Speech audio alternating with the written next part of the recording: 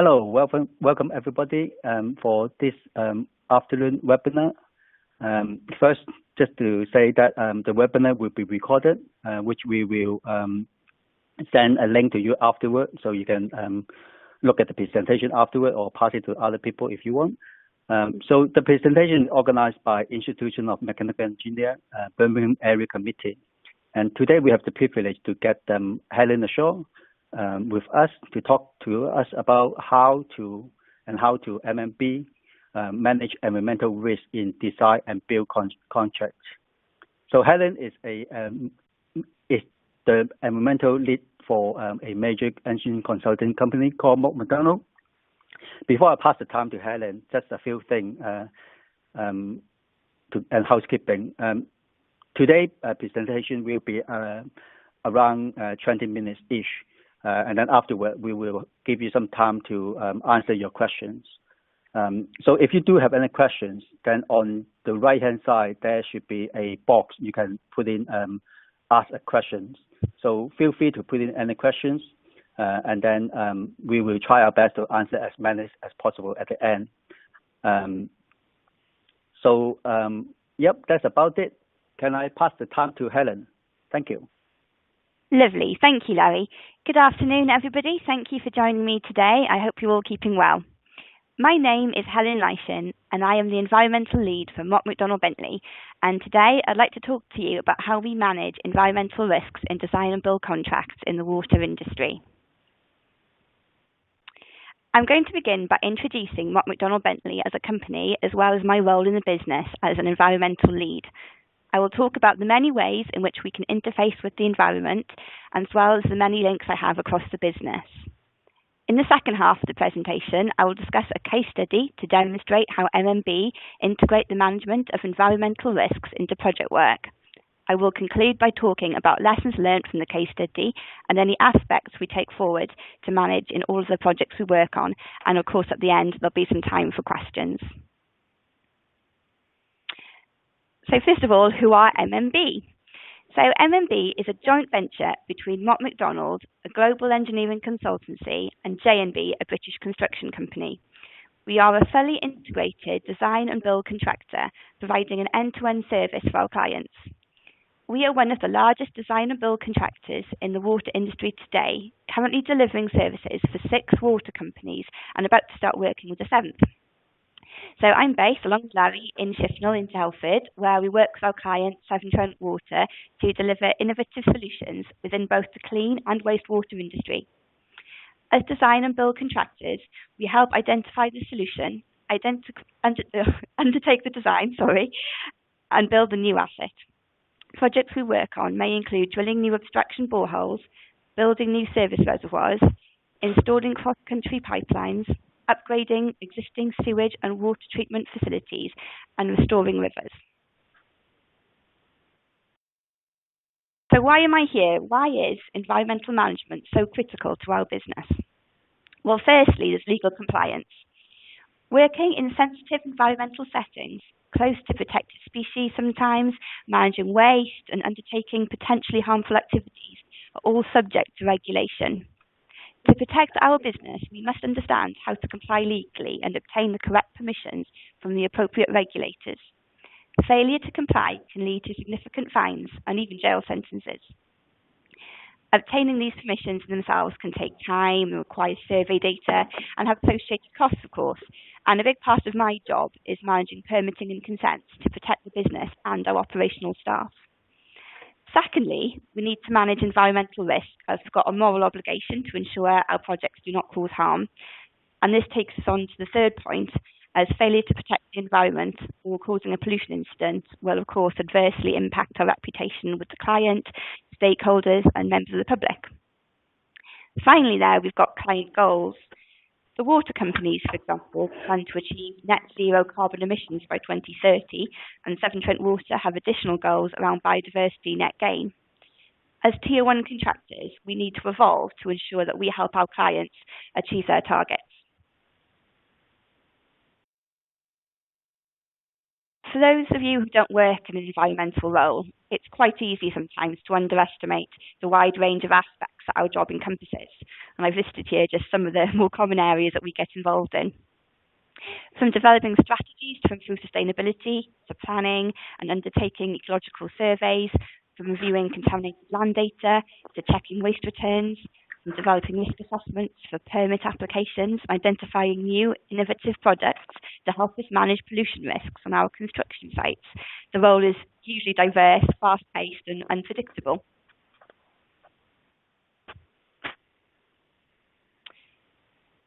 Fundamentally, our business involves building things, and as a result, there's potential for us to have negative impact on the environment. For example, through habitat loss, pollution to water, land and air, noise and vibration, disturbance to archaeological assets, exacerbating flood risk, and impacting upon community and visual aesthetics of an area. The list goes on.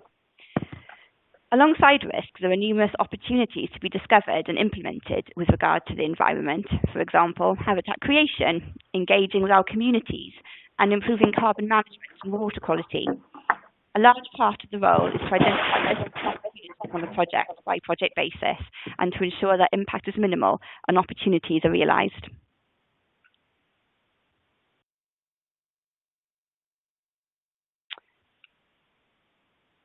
Okay, so how do we do this? In my day-to-day job, how do we manage the management of environmental risks and opportunities? So my team and I get involved in projects early and work collaboratively, if I can talk, with our design engineers, clients, feasibility consultants, and regulatory stakeholders where applicable. Our approach to environmental risk management comprises a high-level review at programme level, followed by active management of an internal tool we call the QES workbook, in which quality, environmental and safety risks are captured. I meet with the project managers to discuss and record environmental aspects and impacts for a given project and confirm the next steps. This might include the production of specialist environmental reports, survey work, or the procurement of licenses or consents. I also work closely with our land and planning consultants and input into the environmental management plans where necessary. Prior to construction, we ensure that all residual risks are communicated to site. Moreover, we undertake environmental audits and offer support to our site teams with regard to mitigation, pollution prevention, and legal compliance.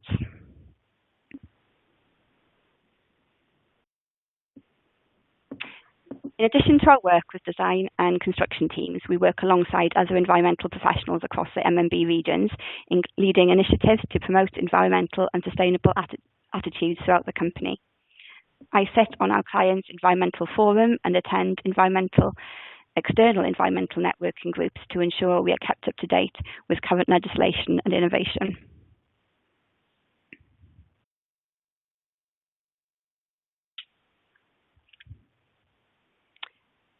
Okay, so to demonstrate to you all how this works in real life, I'm now going to talk about a project we have recently finished called Cowley Distribution Service Reservoir and Lower Witch Pipeline, located near Malvern in Worcestershire. The project ran from 2016 to 2019 and was required to improve resilience in Malvern, maintain efficiency, and increase network capacity to account for future population growth. The solution was to build a new treated water reservoir at an existing Cowley DSR site. And for anyone who's not aware, a DSR is essentially an underground concrete structure designed to store water. In addition, a pipeline was planned from Cowley to Lower Witch through Malvern to distribute the additional water supply. And you can see the route is shown there indicatively on the map. Hopefully you can just about make that out.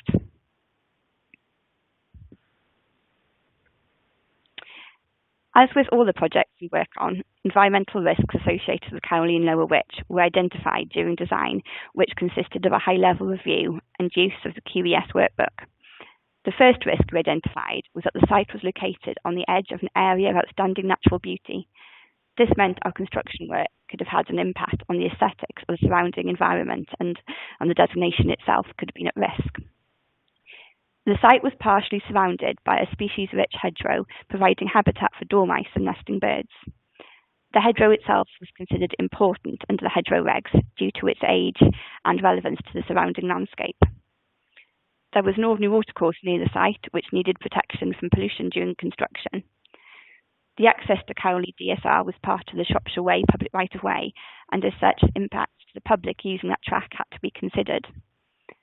The pipeline element of the job had to cross through the centre of Malvern, which is a busy historical town and a tourist hub. Lots of businesses there as well. Key stakeholder management included interfaces with the residents and local business owners and the Malvern Hills conservators. However, there's also a great deal of opportunity on this job, including the reuse of ASDAG material in the earthwork design on site, plus active recycling of skip waste. We were able to enhance the reputation of MMB and the client through positive engagement with the public during the pipeline element of the job. Replanting was undertaken on site to replace what was removed prior to construction, and dormice boxes were installed in the woodland adjacent to the works. We worked closely with the design engineers to ensure decision-making on the project incorporated these environmental risks and opportunities. Following the identification of the risks, we then needed to plan to protect this project from these risks causing delays to the programme. Further to this, we also needed to ensure mitigation was in place to prevent our project from causing harm. The scale of the project triggered the requirement for an EIA screening, that's an environmental impact assessment. To supplement the EIA screening, we undertook various surveys, including ecological phase 1 assessments, flood risk assessments, an archaeological report was done, and also an environmental management plan. And by demonstrating to the local planning officer that we had a robust plan in place to prevent harm to the environment, we were able to screen out a full EIA, which would have been detrimental to our programme if we'd had to do it. Planning permission was needed, however, and was successfully obtained early in 2016, aided by the environmental deliverables I've described. Mitigation included planning and ecological supervision to remove the hedgerow, replanting where we could around the perimeter of the new asset, and installing some dormice boxes in the adjacent woodland to compensate for habitat loss. We liaised with the Malvern Hills District Council regarding the public right-of-way and the route of the pipeline. Signage was put in place and the footpath was kept open during the construction phase to ensure that the users of the right-of-way could still benefit from the amenity value of the Shropshire Way whilst we were building close to it. We worked closely with the landscape team at the AONB to plan the finish of the DSR to ensure that the completed asset would not have a detrimental impact on the aesthetics of the local area.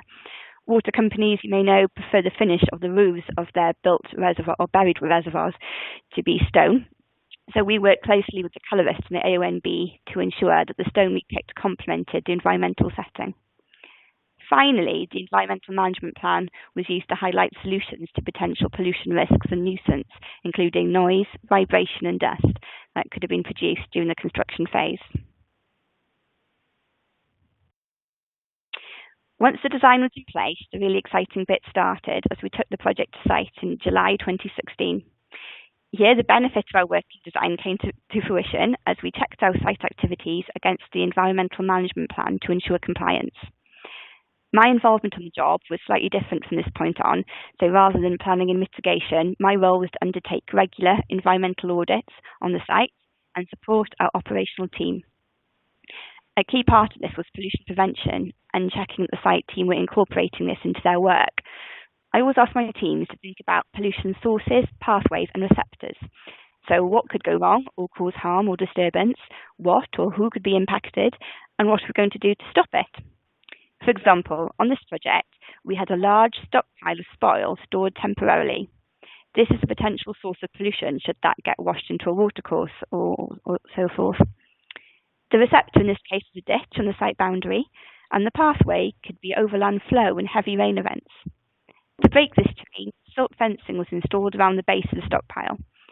By considering the source pathway receptor model, it's really simple to plan in mitigation. As well as pollution, I audit waste management, how we're storing waste and how we are meeting our duty of care with regard to taking waste off site. I check in with our near miss reporting. All our teams are encouraged to report environmental near misses to give us opportunities to learn, improve and drive new initiatives. I check in with how we're managing ecological risks and invasive species if we've got any present. And finally, I check for any sustainable innovations on site or look for any opportunities to engage better with the local community. Okay, I'm now going to show you, hopefully if technology's on our side, a quick video taken by a drone during the construction phase at Cowley. So I'm hoping if I just, hopefully this is going to play. Double click.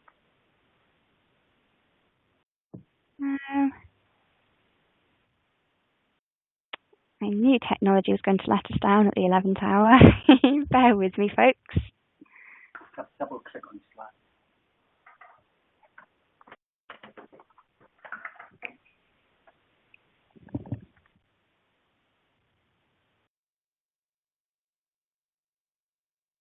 One second.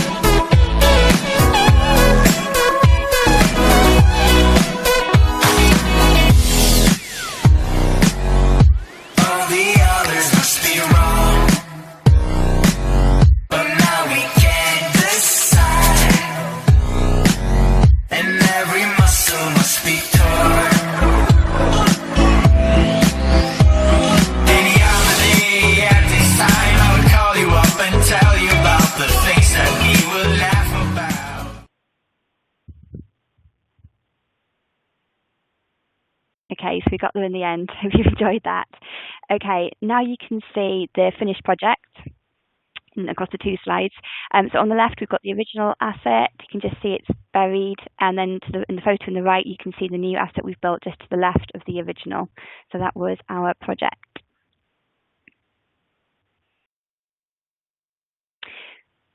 We've taken a lot of positive learning from the Cowley and Lower Witch project with regard to holistic environmental planning.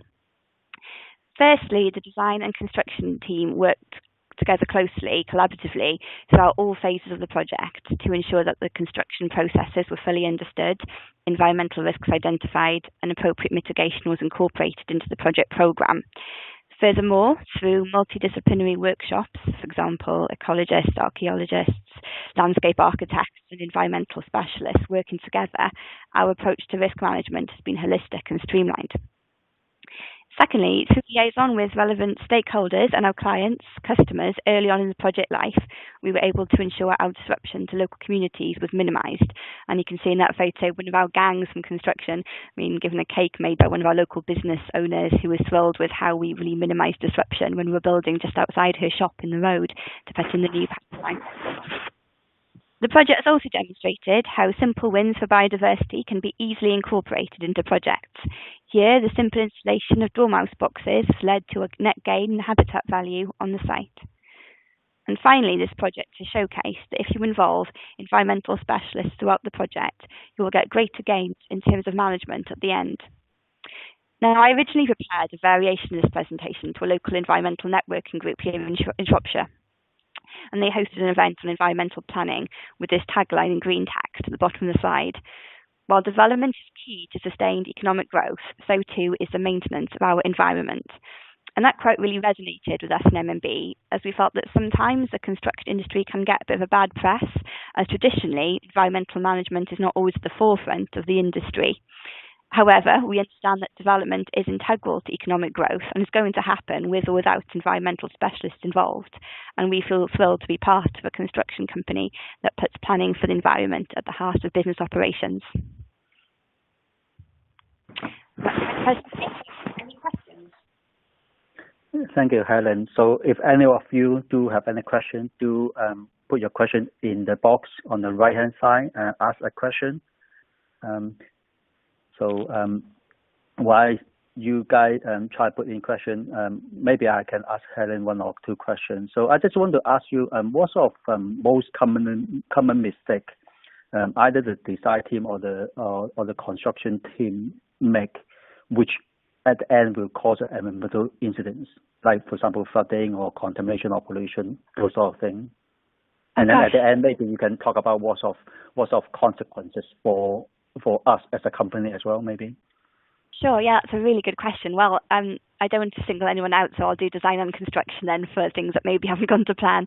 I think firstly in design, I think a common misconception is that sometimes design engineers don't anticipate a permit or consent or license isn't needed, because it's only a little bit of a hedgerow we're taking out, so only quite a small ditch or stream we're culverting through to improve access or whatever.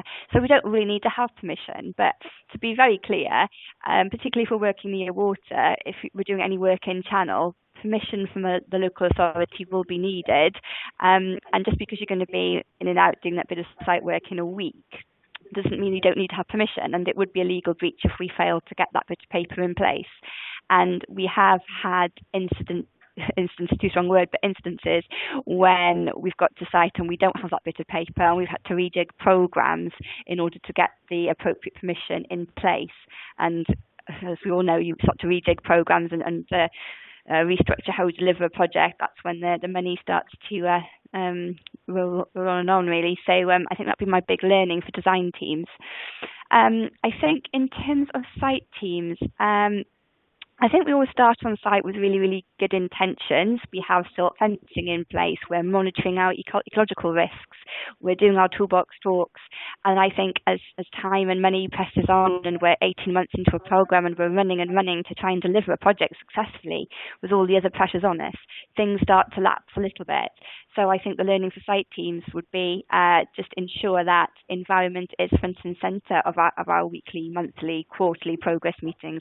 It's discussed in meetings with our design team and our client, and it's front and centre of our decision making always, not just when we arrive on site, because again our legal breaches will creep into play if we are failing to manage an aspect that we've got consent for, or we take our eye off the ball and cause a pollution incident, for example. So I think that would be biggest lessons learned for those two. Okay, thank you, Helen. I have one or two more questions I could ask you, but one of our listeners have a question. Say thank you for the presentation, Helen. Yeah, I thank you, Helen, as well for that. Can you please give a small description of how you log or discuss learning activities, and does this take place during or after the projects?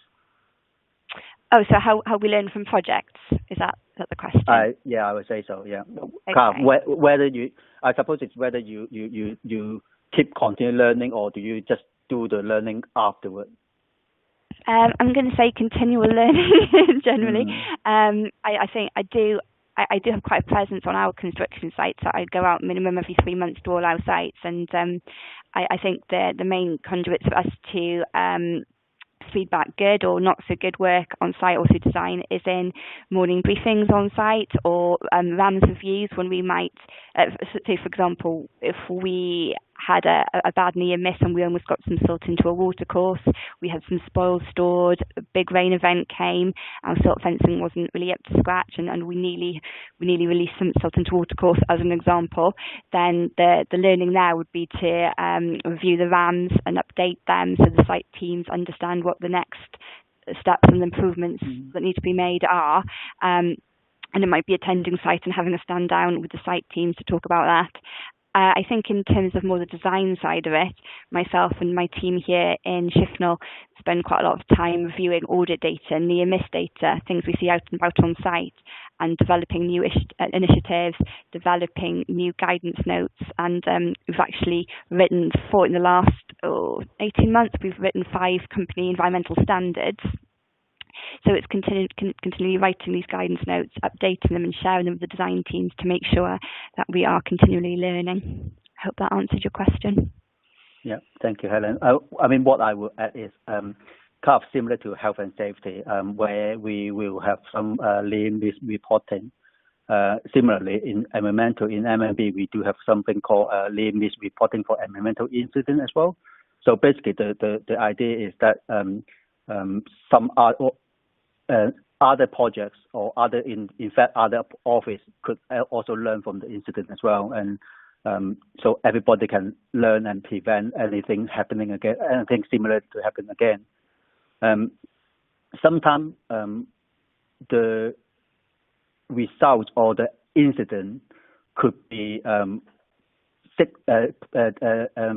pointing to certain condition or certain way we do things and causing that incident. So maybe it's the methodology causing problem. So if that's the case, then if we actually learn as we go along, as the project continue, then we can actually take immediate action as well, so that to minimize any similar incident from happening again in other projects. So yeah, as Helen said, I would say that is kind of a continuous learning process, really. Hope that answers your question. Somebody have another question. Do you work with standard guidelines or design principle or checklist to make sure you take all aspects of the project into account and anticipate issue as early as design stage? I mean, actually, that's kind of similar to one of the questions I was going to ask. As for the project team, how soon or how early should they actually get you involved?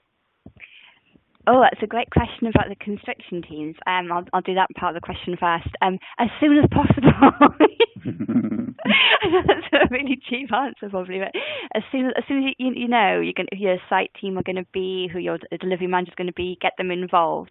And I'd even go as far as to say, if you don't have a designated site agent on your project yet, it might even be useful to talk to another site agent, delivery manager in your business, who might be able to give you a bit of a steer on how you do a certain activity, how much space you need to do a certain activity, and to start using the amazing wealth of knowledge that comes from operational teams.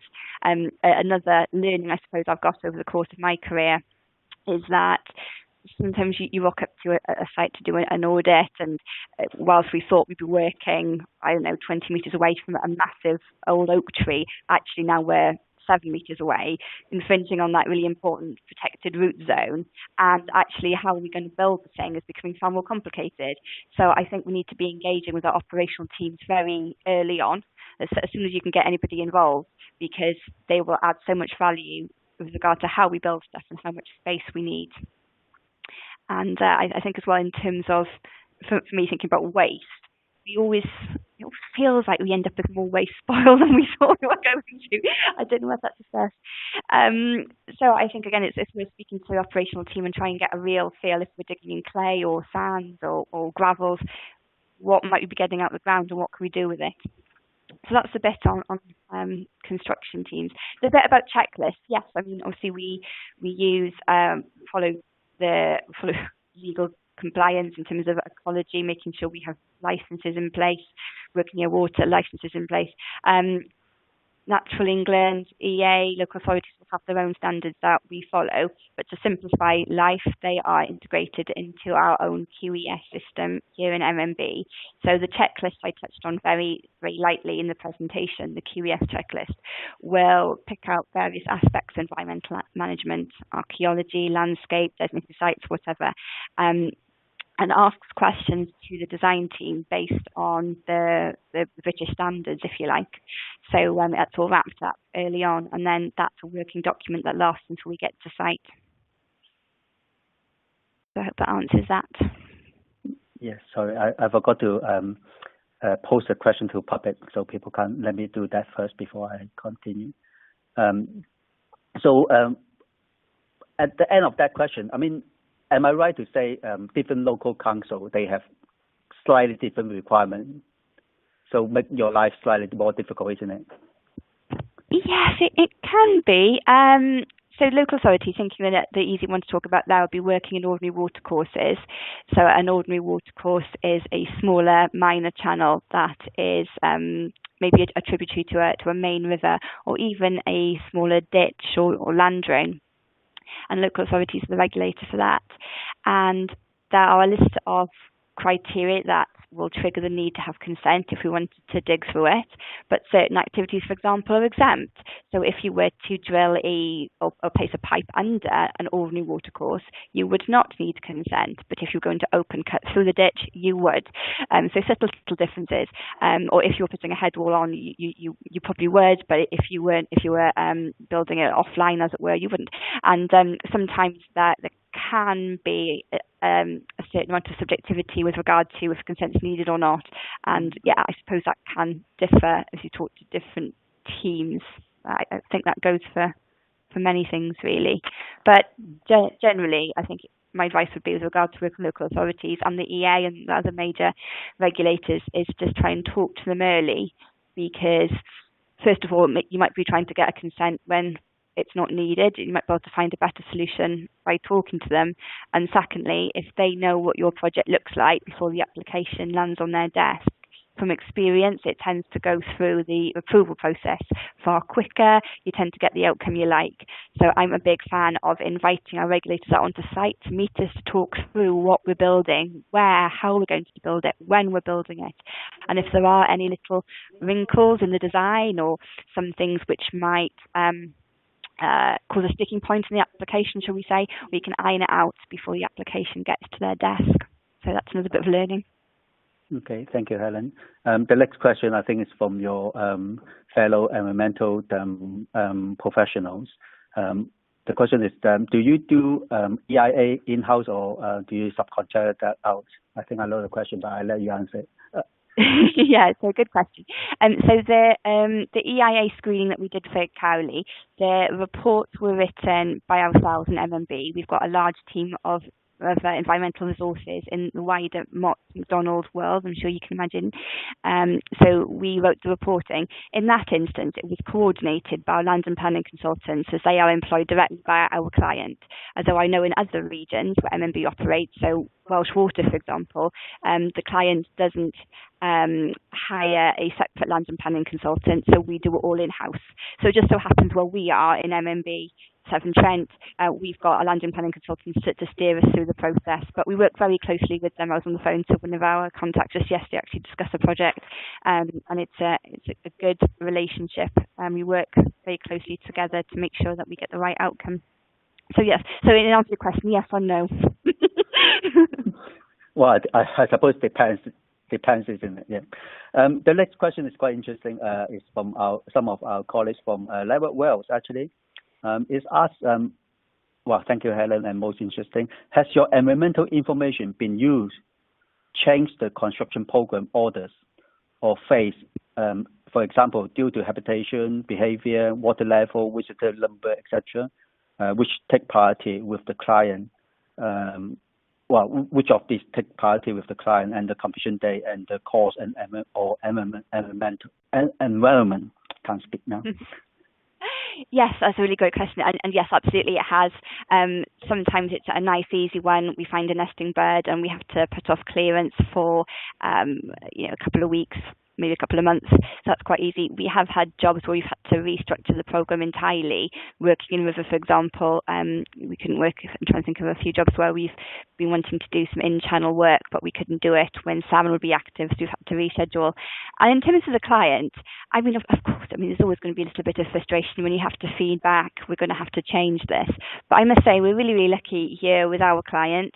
I think it probably helps working in the water industry when you've got a client who also has environmental management quite high on the agenda, to be honest, in that it can be frustrating, but we've never been told kick on regardless, put it that way. We've got a positive client who will work with us to make sure that we can do the right thing. Sometimes we've had jobs, thinking about flood risk activity permits, for example, where we need to get a permit to work in the floodplain to put a pipeline in, and we just had to rejig the order, we put the pipe in the ground. So it's never been, I can't think of a job, maybe my manager will tell me otherwise, but I can't think of a job where we've had to stop a job because of environmental constraints. But yes, there have been many times where we've had to rejig programs. Coming back to, I suppose, the original sentiment in my presentation, if we get in early and we plan, that shouldn't happen. So I suppose it shouldn't happen. If it does happen, we deal with it. And if we have to deal with it, the client, certainly our client, is always very positive. So we're pretty lucky. Yeah, I suppose that kind of emphasized one of the points Helen made earlier, which is to involve her team as soon as possible, because most of the time, many of those they can actually foresee could happen. So if the construction team actually involve them earlier, then they can. What they saying will influence the program, but won't be as bad as late or if you do it the other way, where you actually have your program, but then later on, let me ask the environmentalist whether anything, then by that time it will be more costly to change the program. I think I have the end of the list of questions. Anybody still have questions? I'll give you 10 more seconds to ask any questions. Yeah, personally, I find it's very interesting today presentation. Yeah, we definitely, I think the key thing is kind of communication is definitely important. So we definitely need to not only communicate with the environmental team in the office, but we also definitely need to communicate with the client, the authority as well, so that we know what the requirement is, what sort of standard they're asking for, and then we can minimize any interruption to the construction. I don't have any more questions in. Helen, do you have any final word to add in? Oh gosh, any final thoughts? Just that I really enjoyed talking to you all today. I think I was slightly surprised when Larry asked me to speak to all you lovely people today, thinking, goodness me, mechanical engineers, what can I tell you guys about? But it's been a real pleasure, and actually I think it's really, really useful to have some multidisciplinary webinars like this when we can learn what other people in our industry, in the wide industry, are doing. So thank you, and I'll have to come to mechanical talk soon, I think, and learn a bit from what you guys do. But thank you, it's been great. Yep, definitely. Thank you, Helen, for spending some time with us today. It's definitely very useful, informative, and interesting talk. And thank you all of you to attending today's presentation as well. For the IMechE Birmingham Area Committee, we will have a Christmas virtual gathering on the 22nd of December. So if you are in the area, or if you belong to the BAC area, then you should receive an invitation email later on. Otherwise, thank you all for coming, and goodbye.